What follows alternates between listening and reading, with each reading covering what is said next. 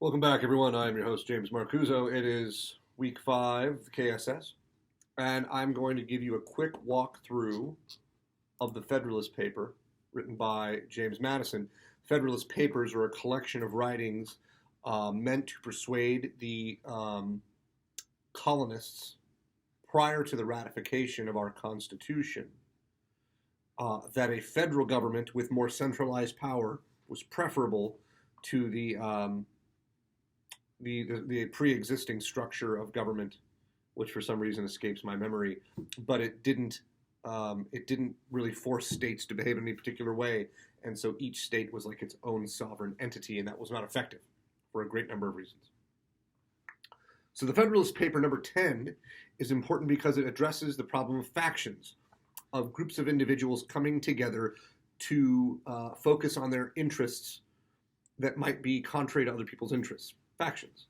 And so we see this all the time in society, and he uses the differences in groups based on their economic interests, property ownership, people that own property versus people that rent property, people that are creditors versus people that are debtors, and things like that. And so the problem of faction is one that is very hard to get around.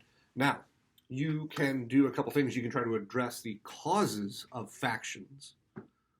Also, political parties could be a faction, as an example. You could address the causes, or you can address the effects.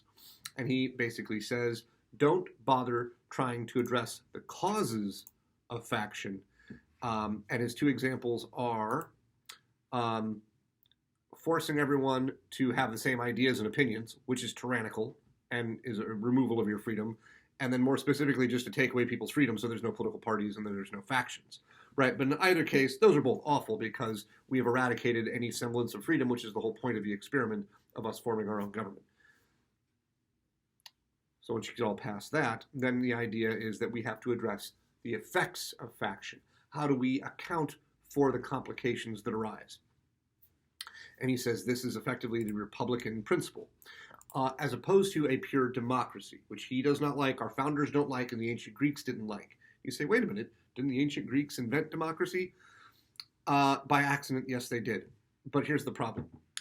A pure democracy, which is not what we are at all, pure democracy is simply tyranny of the 51% over the other 49%.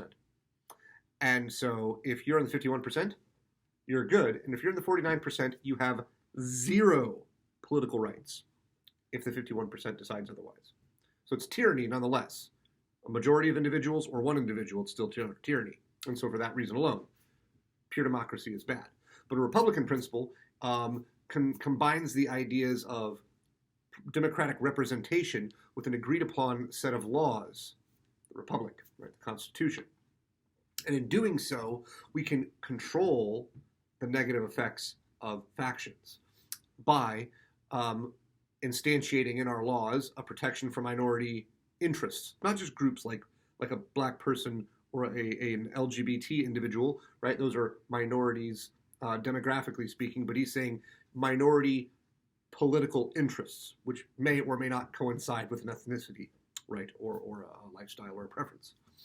So what can we do? How does this Republican principle affect? Well, as I explained, you have representation, but you also have an agreed upon set of parameters by agreed upon set of rules and how the game is played. So this coincides a little bit with John Rawls and his idea of the behind the veil, the making political decisions or creating society behind a veil of ignorance, right? Where you don't know where you're going to end up in society. Well, it's similar here. You're creating a system of laws such that you don't always assume you're going to be in power. And so if you know that you're going to be in and out of power, depending on the issue, well, then you're going to want to have laws that protect you when you're not in power. And everyone agrees this is probably the right thing to do. And so that's how we created the society. That was the whole plan. He talks about how the spread out nature of our country will prevent radicalized little fires of passion from spreading to the rest of the group. Although, unfortunately, I think social media has diminished that protection to some extent. And also, of course, if you're watching this and you feel this is insufficient, by all means, please go locate in the announcements, where this video is located, the PowerPoint presentation, which I have made for you, breaking down the Fed 10. Good luck. We'll talk soon.